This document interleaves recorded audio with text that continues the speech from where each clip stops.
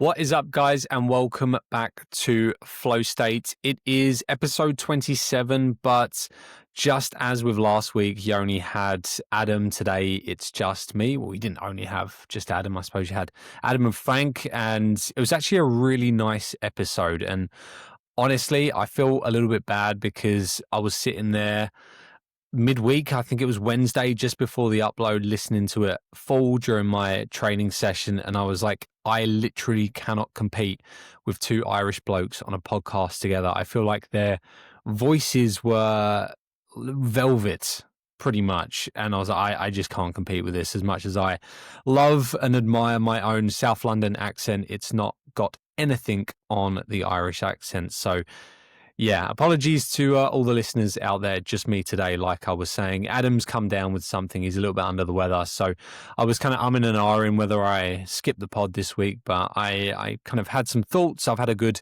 couple of weeks of training, and considering I missed last week, I thought I might as well treat you guys to a bit of a solo episode. So with that all being said, where did we leave off? I think a couple of weeks ago, obviously, for a lot of people now know that I am still dealing with some injuries. So for me, running has not been anywhere near where it was, and I've been kind of managing that. I know obviously Adam's kind of taking a not necessarily a break from running, but a step back from running just while he pursues his career in football. And I don't want to give away any spoilers because I know it's his news to tell, but he's doing damn well by the sounds of things. I'm a little bit jealous for everyone who has any idea of what life is like as a male in Britain. Our goal, we're never too old. We always just want to get back into football. And there's always that little itch that's going, yeah, you can do it. Just one season, just go play some 11 aside, do some training sessions, and you'll be like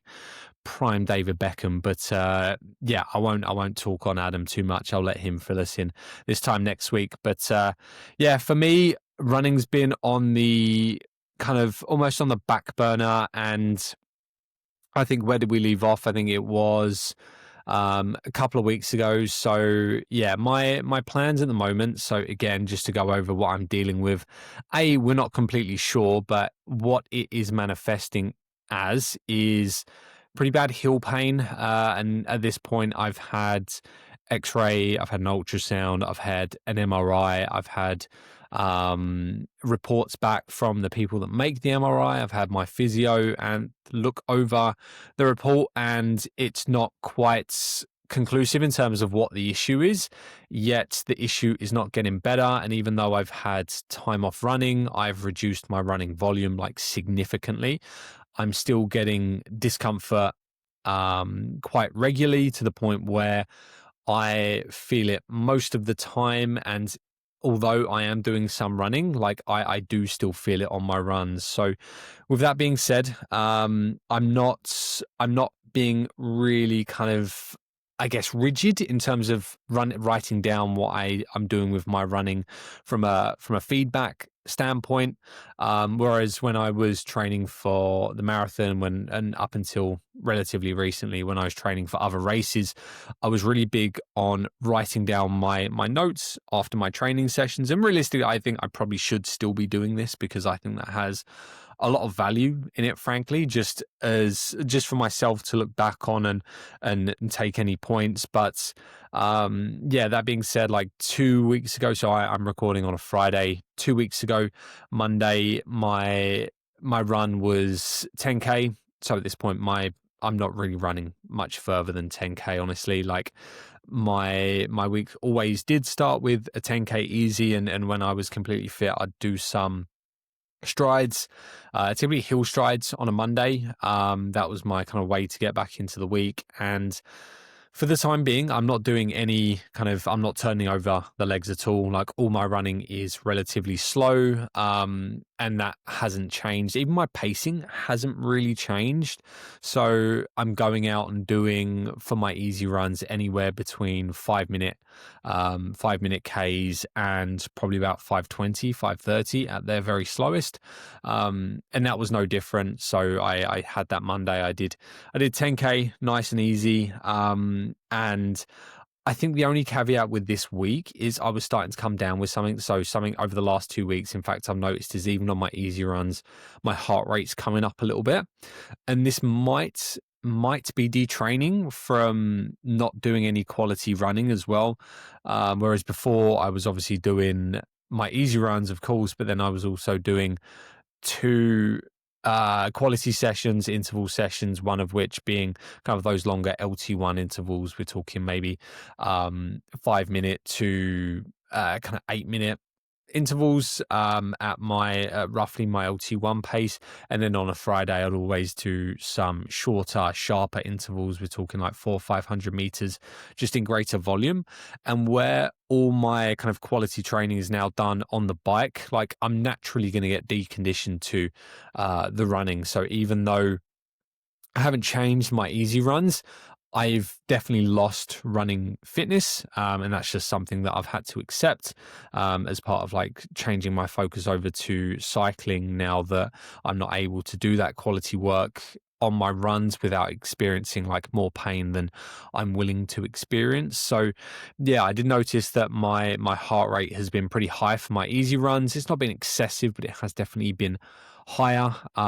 So that's something I've had to kind of be mindful of as well, that if it's kind of, let's say a typical easy run, my kind of heart rate should be anywhere from the high 20s to low 30s, and it's been getting up to the high 30s, even 140s in at times. So that's just something where I've had to go like, okay, I need to slow down a little bit.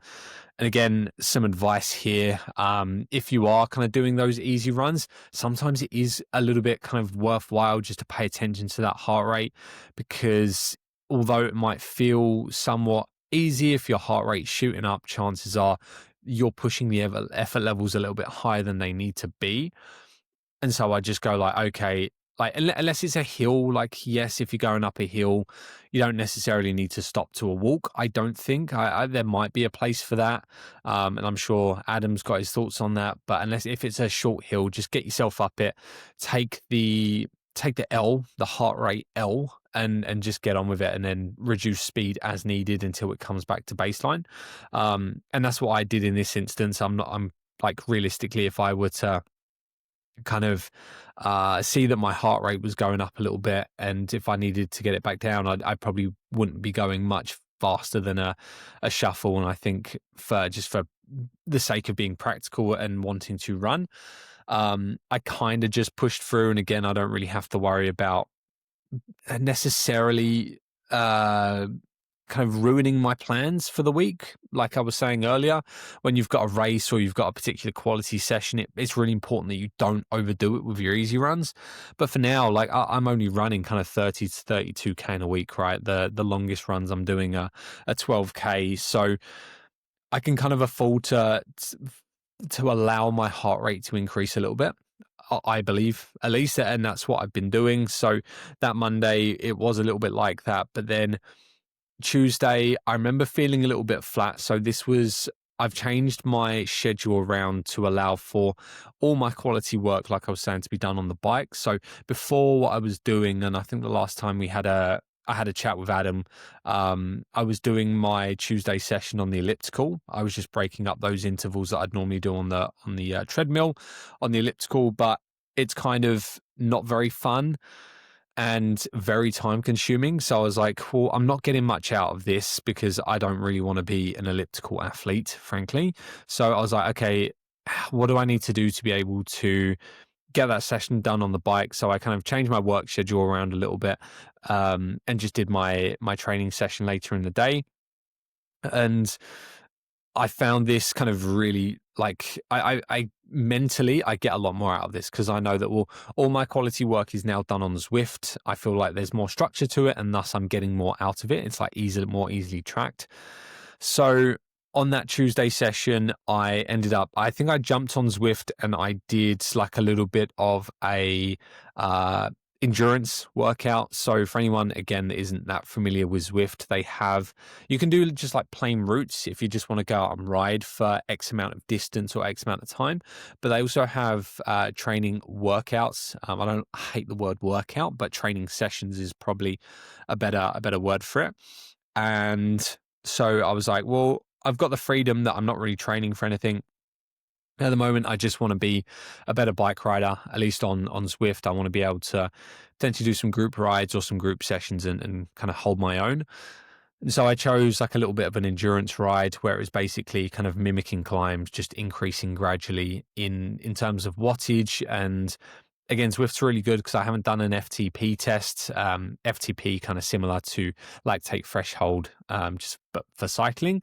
But it's kind of really good at estimating what my FTP is. So it's giving me all my kind of desired or my ideal wattage targets, my power targets for those intervals. So I don't really think, I kind of just set the laptop off and cycle, and it's really good fun. Like all I've been doing is either kind of listening to a podcast if they're longer, kind of easier intervals, or if they're shorter, sharper ones, I'll just play some music and get on with it. So I remember that being a pretty fun interval. And I felt pretty good coming off the back of that. And then Wednesday, Wednesday was always my kind of midweek long run, and that hasn't really changed in terms of volume. It's just what I'm doing now, as I mentioned before, is getting my 10K done, or on occasion I might kind of push it out to 11 or 12, depending on how I'm feeling, and then finish the rest on the elliptical. So before I was obviously doing 14K outright. That'd normally be about an hour and 15 worth of running. Again, just keeping that pace nice and slow. But what I've been finding now is with my foot, and specifically what I'm experiencing is heel pain, is about anywhere, depending on what shoes I'm wearing and how I'm feeling on the day. Like, is it like particularly aggravated beforehand? Is I get to about 7 or 8K, and that's where the discomfort starts to become more and more noticeable. And so 10 to 12 is really my limit. I'm like, look, if I do much more than this, I'm going to end up like really just not doing more damage because it's not really changing. But what happened the first time was my heel basically, I was pushing through it, and it just blew up. It got so swollen to the point where I couldn't walk, and it was really bad. I couldn't run. I couldn't put pressure on it at all.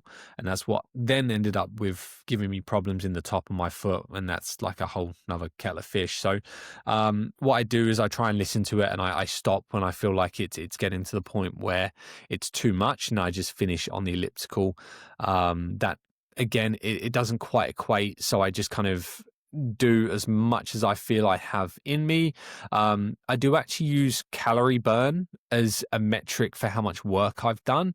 And I think this is, again, I'd really like to hear Adam's thoughts on this. So maybe it's something I can discuss with him next week. But because you can't, or at least on my elliptical, I can't really find out the equivalent of how long I'm doing distance wise. I kind of take the time I've got left in the run. So let's say I've done 10K, which is normally lasts around 50 to 52 minutes. I'll go, well, normally, let's say I've got 4K left. That's probably about 20 minutes in running terms. I might add a little bit extra. So I might just do an extra 30 minutes on the elliptical and finish it off that way. And although the elliptical on paper sounds pretty dreadful, like what I find is I can just literally set up YouTube and actually enjoy some watching something, which I cannot do when I run. I can only listen to running things. Listen to podcasts when I'm running. So it's actually quite nice to catch up on YouTube. So that's typically what I do on Wednesday. And yeah, I think in this instance, I did push for 11K. And again, it wasn't the most comfortable thing I've done, but it was no worse than doing 10K. And just for record, I'm not going to keep pushing it. Like the most I've done running wise since I've had my MRI is 12K. I did that this week on that Wednesday run. And I will not be doing any more. Like I can tell that the heel isn't responding well to this volume. And again, I'm only doing about 30 to 32K, and you can kind of check that on my Strava because I do still upload. But I'm not going to add any more because I'm like, last thing I'd want is for my heel to blow up again.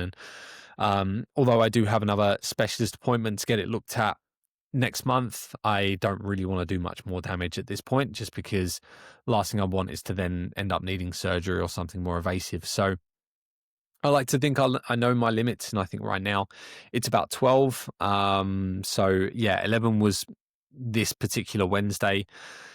Then Thursday, no change, just kind of same as I did on Monday, keeping it nice and easy, nice and light, doing that 10K, just getting it done. And then Friday, back on the bike. So this is normally my harder interval session, harder being kind of closer to VO2 max. So for cycling, a little bit different to running. Running, you're obviously working at different, or I guess it's similar, but I guess it's different, but it's similar in a lot of ways. Like you need to work at different heart rate zones. It's just the issue with cycling is it's obviously a lot more stressful on the muscular system. And a little bit of a tangent here. So this is something I was thinking about the other day, just to go off on one. I truly believe, based on what I've seen with my running, is that were I to put everything into cycling, I would be a better cyclist than I am a runner. And the reason for this, so for anyone that's kind of knows much about some of the biomechanics and how running works, is it's a very elastic motion, right? Running relies, yes, you're using your muscles, but you're also using what we like to call like the stretch shortening cycle. So a lot more soft tissue movement. You're relying on your ability to kind of bounce, for want of a better term. So apply force to the ground, allow the muscles to lengthen and then shorten really quickly.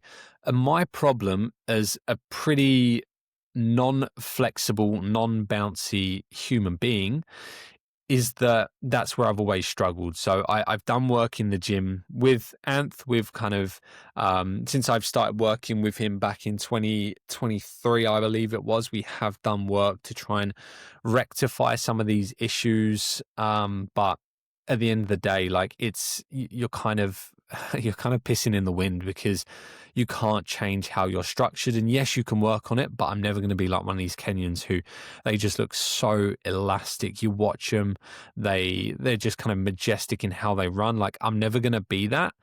Whereas cycling is a lot like there is a lot less of that. I won't say there's none, because obviously you are using your elastic system, you're using your soft tissues, that connective tissue, to kind of get a little bit of bounce, I suppose. But because there's no impact, you don't rely on it as much, and it's a lot more muscular. And for me, coming from more of a strength training background and being someone that has, not anymore so much, but once upon a time been able to lift, I won't say heavy, but relative to my body weight, I reckon I've got like decent musculature in my legs.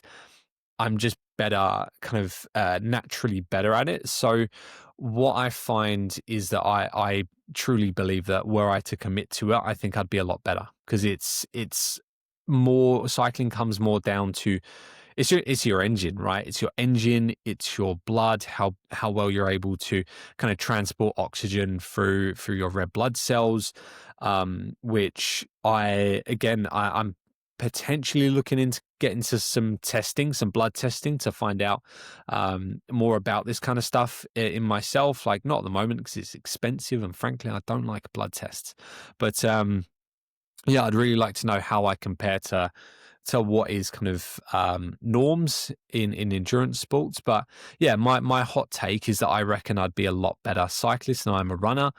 And that's not to say I won't go back to running races, because I love it, and I wish I could be doing it now. And to be honest, I would still be racing now, were I not injured. But I think, yeah, that's my takeaway from this cycling stuff, is that I've just been able to see the progression that I saw when I started running, just without so many issues. So I don't have to worry about, okay, I'm overpronating, or okay, I'm getting like little niggles pop up, just because cycling is such a low impact sport, and you can push pretty damn hard without those consequences. So yeah, getting back on track. The way I like to kind of structure my week, as I was saying, is my Tuesday would typically be, in this instance, it was that endurance ride, but normally I'd be doing the shorter, harder intervals, like closer to VO2 max. And then on a Friday, I really enjoy, well, I don't enjoy it necessarily, but I get a lot out of doing what we call sweet spot training.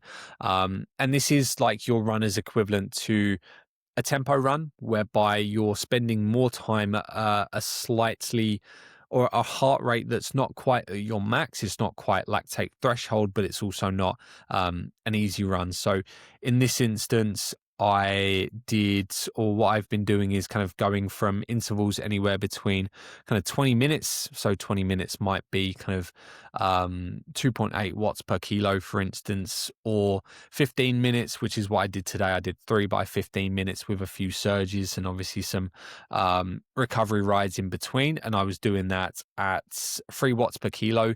My heart rate basically started, so for that first interval I did today, for instance, started out around 140, and by that last 15-minute interval it was up to the 150. So that's pretty similar, it's pretty standard with where a tempo run would be. So yeah, it's very similar. The main difference this would have with my runs is that I'd need, or what I've been doing is basically spending more time doing that session, because on the run, for instance, let's say I'd normally do a warm up and a cool down around a tempo run.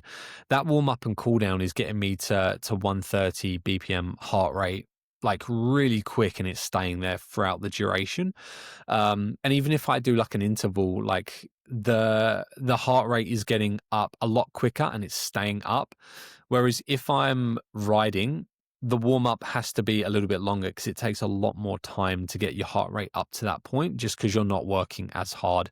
It's really just the legs that are doing the work. You're not having to worry about your arms. You're not having to worry about your core as much. So yeah, I'm finding that I'm kind of responding better to longer sessions. And again, I like to use my energy expenditure to kind of give me a gauge of how hard I'm working on a run compared to how hard I'm working on the equivalent bike session. And this isn't to tell me like, okay, this number is gospel. I've burnt exactly this amount of calories, but I know that based on my heart rate, because again, I wear the Garmin chest strap just for accuracy. I know that I'm probably getting somewhat of a similar stimulus as I would were I doing a run. And don't get me wrong, it's not as high. Like I would realistically, if I was doing a tempo run, I might be doing that tempo for kind of 40 minutes and then 15 minutes for a warm up, 15 minutes for a cool down. That's about kind of an hour 10 to an hour 20 total.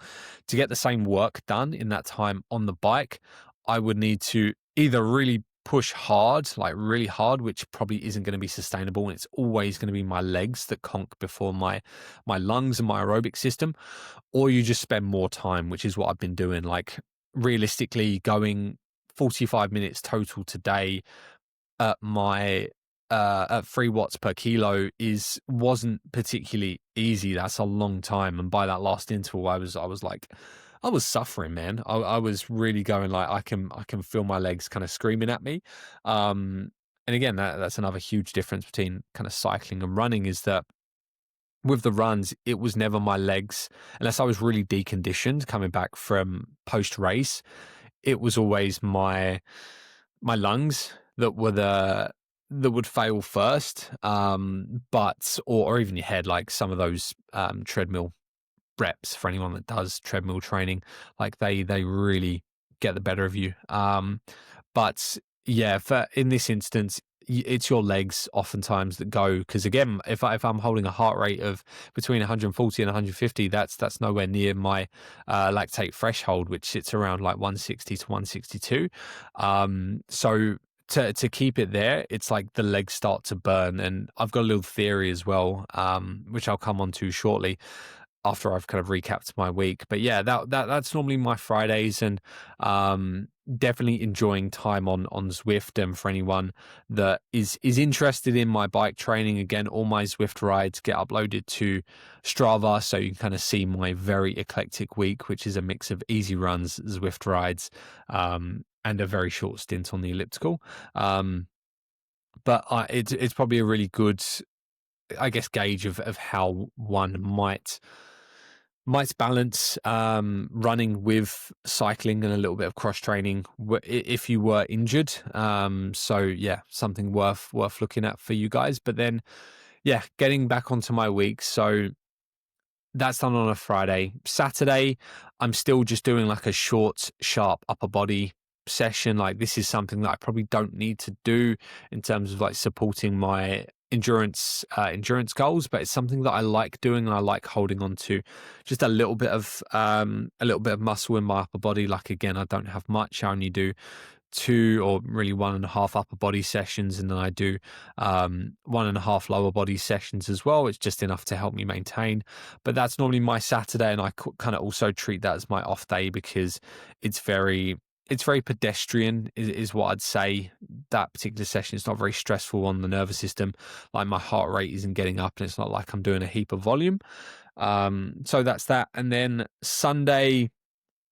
So Sunday's still, that was my long run day, and I've basically just swapped a quote unquote long run for a long ride on Zwift. And so instead of doing like a normal workout or an interval session, I will choose a course. I will choose like a relatively difficult course, because I think I was mentioning on the podcast with Adam a couple of weeks ago is that they actually rank all your workouts and all the courses based on difficulty. They do it out of 5. And so normally I'll choose like anywhere between a 3.5 and a 4.5 to do on a Sunday. And because I personally would much rather do a climb than flats, I like to choose something with at least one pretty like nasty climb. And I actually ended up, although I did 2 different courses over the last 2 Sundays, both courses had the same climb in them, just as a different route. And so this particular Sunday, I remember it being, you know what, I'm just going to get it up on Zwift so I can chat to you guys. Going to make for some really good podcasting right now. You can talk amongst yourselves.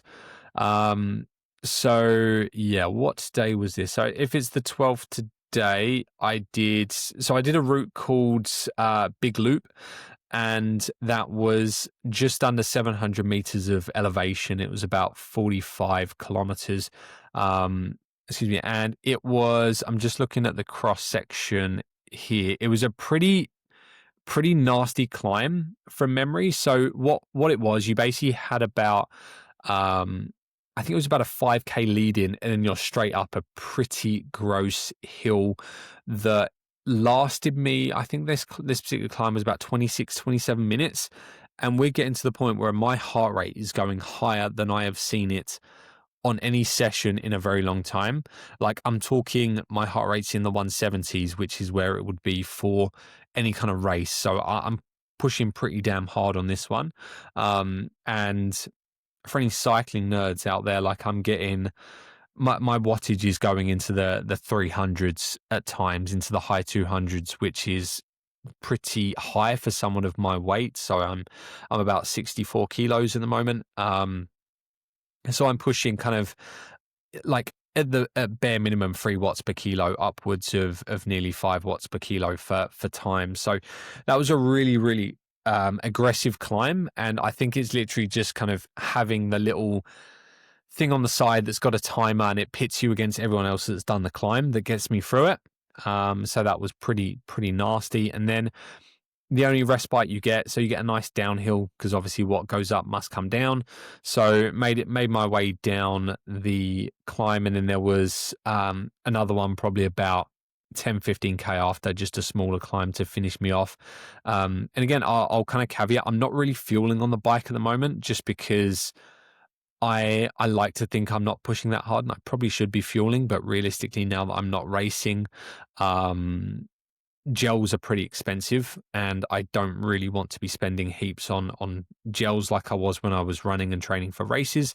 So I just make sure that I've got like plenty of fluids, and I will fuel immediately after getting off the bike. So yeah, on a small little climb I had afterwards, I did notice that I was feeling a little bit zapped. I got through it, like I kind of warmed back into it and then got it done. I think it was just that first climb took a massive effort out of me. And that was about 950 calories worth of work. So that was a really big Sunday, but thoroughly enjoyable. And what I've been doing, and this is something I'd actually recommend to anyone who is feeling like they kind of are a bit sore, a bit stiff after long runs or long rides, is I do a little bit of what we call injury prevention training after my Sunday sessions. And it's only about 15-20 minutes worth of work, but I'll do some like single leg glute bridges. I'll do some like Copenhagen's. I'll do what's like a Bosch hold, which is basically a lengthened hamstring hold. I'll do a little bit of ab work, basically not enough to stress the nervous system and grow the muscle, but enough to get things working again so that they're not completely locked up and tight.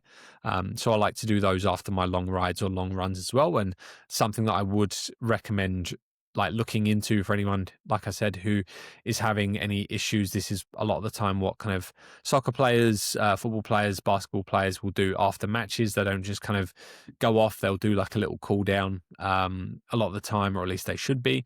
And it can just help kind of relax the nervous system, make sure the muscles aren't completely locked up. So if you ever have questions about that, feel free to reach out to me. Happy to help on that front.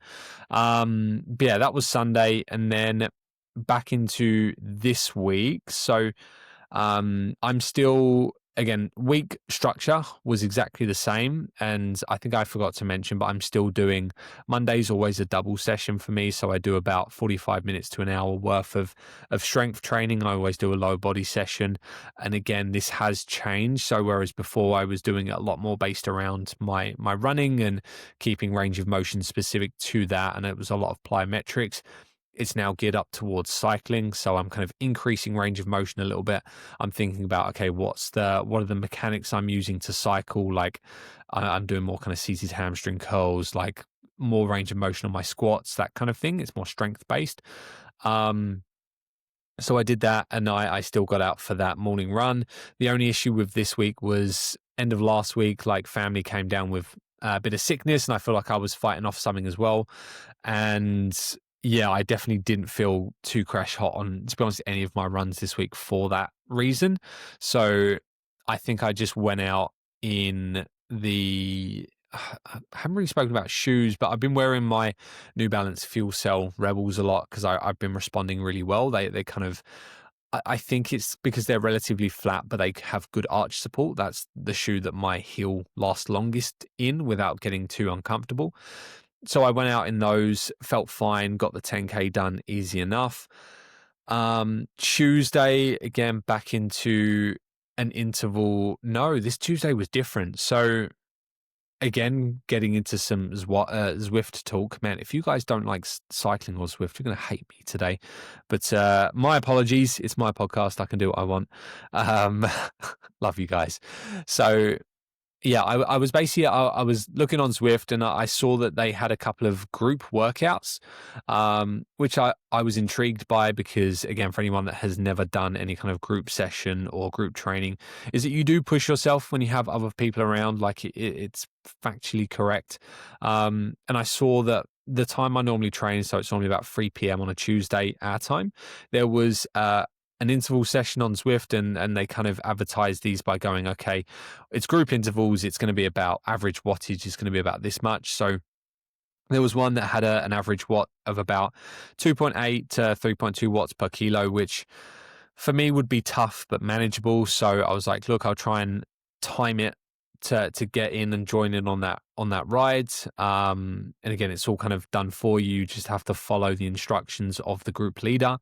And I made it in time, got home from work, jumped on the bike and started this. And it was pretty tough.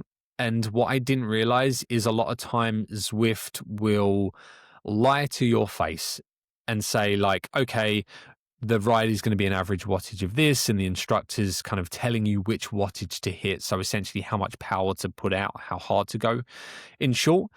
But as they were doing that, I can see, so on my screen, on my display, I can see how many watts I'm putting out. I can see my power numbers. And in the corner of the Zwift screen, I can see what everyone else is putting out as well. So I know what is happening, right? It's not like I have no idea what everyone else is doing. I can see these damn numbers. I see you, right? And the instructor is going, okay, we're going to start out just cruising at 2.5, for instance, 2.5 watts per kilo. And so I'm like, okay, let's go. Let's build it up to 2.5.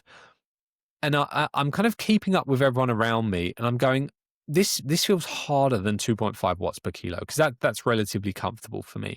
And I look down at my screen, and it's like, why am I doing 2.7? I'm doing about 0.2 watts per kilo more than what is prescribed. I'm like, okay, whatever. It's a thing, and everyone else is doing this as well. So I'm like, okay, fine, cool. I see how it's going to be. And then as this leader, I believe she was female, not 100%, I think so, was calling out the instructions, whatever what she was saying, everyone was doing about 0.2 more. So I was like, okay, this is set an average of 2.8 to 3.2. We were getting up to 3.5 and above for some of these intervals. So it was harder than was advertised, and that was actually quite hard work. Like, it wasn't unreasonable. Like, I think there was about there's five intervals total. They were pretty long intervals, and each interval would have finished with like a short kind of 2-minute break, and then you'd have a sprint segment.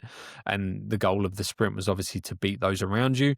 And I got 2 of these done, and then basically the bane of modern society took another victim. My internet cut out. And so I'm there pedaling, going, okay, I'm still pedaling pretty hard, but my avatar isn't moving, and the rest of the pack is going away. And I could see them fading into the distance. And I was like, mate, there's nothing I can do right now, because I'm not going to get off the bike. I'm just going to wait for this to come back and hope that I've got enough time to catch up with the group. By the time my internet came back on, I was so far behind that I, bless my little heart, I did try and keep up. I did try and catch up. I was pedaling like a madman. I got nowhere fucking near. And I was like, yeah, look, I'm so far behind. I'm not going to get anything out of this ride. So I think I just kind of logged out of the ride. I was like, I'm about 3-4 minutes behind where the group is, and they're going at such a high rate that I'd have to basically go at a greater power to try and get back, and then I'd have to finish the session. It just wasn't going to happen. So I took the L.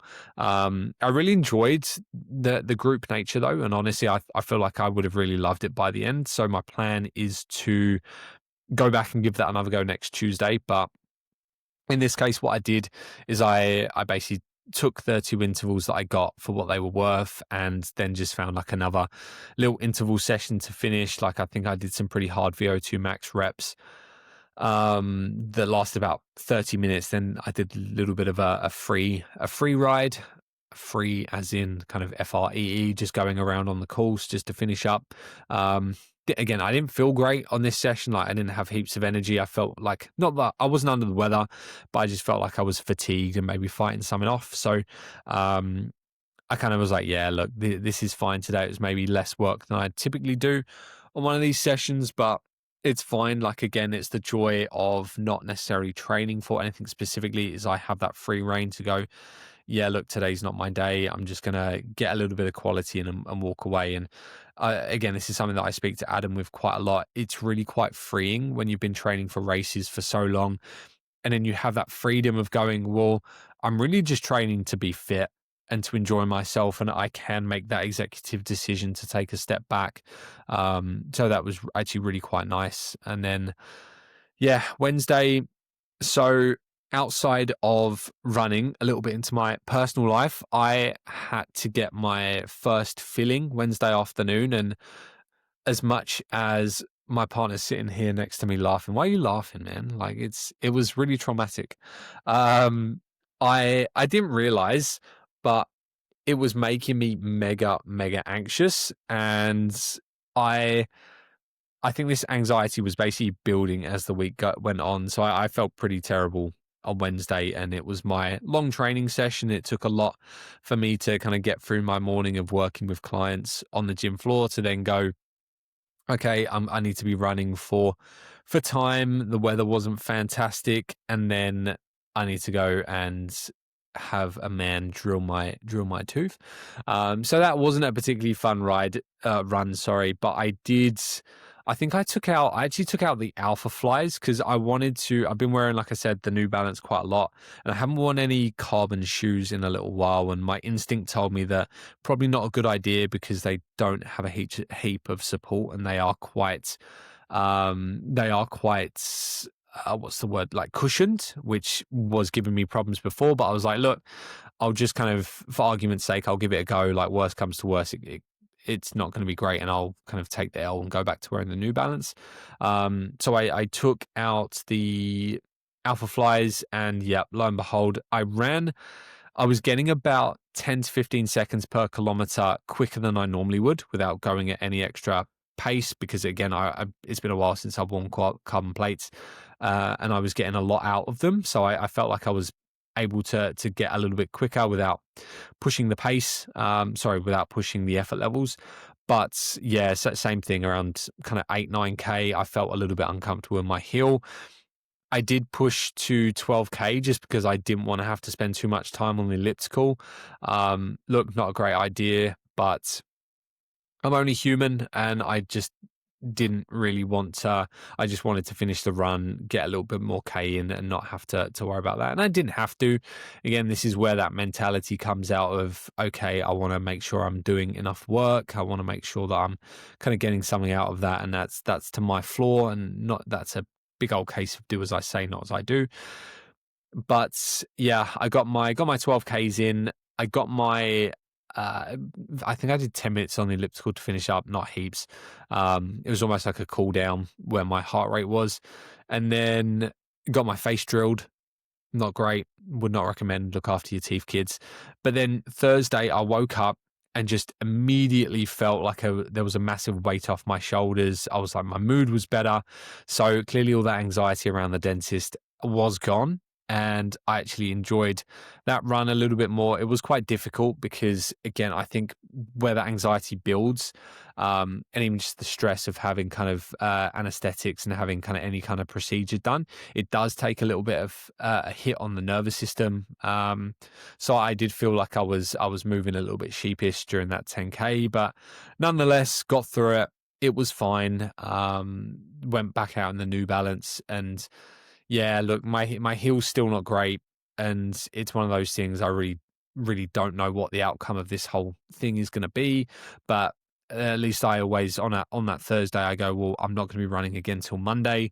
I'm only doing 3 runs again, 30 to 32K, so it's just almost like something to look forward to, is a little bit of a break from it. And that brings me to today, Friday. Got home from work. I felt pretty good. This is the best I've felt in probably 2 weeks. And I was like, yeah, I'm going to treat myself to a longer sweet spot session. So like I was saying, I did that 3 by 15 minutes at 3 watts per kilos. And there was a couple of bigger, shorter reps, bigger being power, shorter being duration, where I got up to about, I think it was 295 watts very briefly, which is quite a lot. Again, you can work out the watts per kilo. I weigh 64 kilos, so it's a lot of power for a short period of time.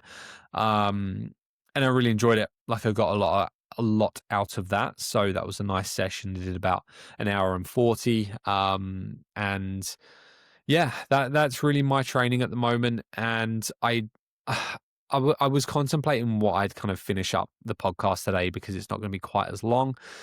And I was just thinking about plans for the future. And realistically, I think nothing is going to change over the coming months. Like, again, I've mentioned in about a month's time, I've got an appointment with a specialist about diagnosing what is wrong with my heel. So hopefully that gives me clarity. But I think while I'm enjoying the bike, let's say for argument's sake, the specialist comes out and says, well, okay, we need to start working on this. It's not like I'm going to be going straight back into race training, and I've got some like personal stuff going on at the end of the year, which is going to play a role. So I think my plan is to just keep enjoying Zwift run as much as I can without overdoing it.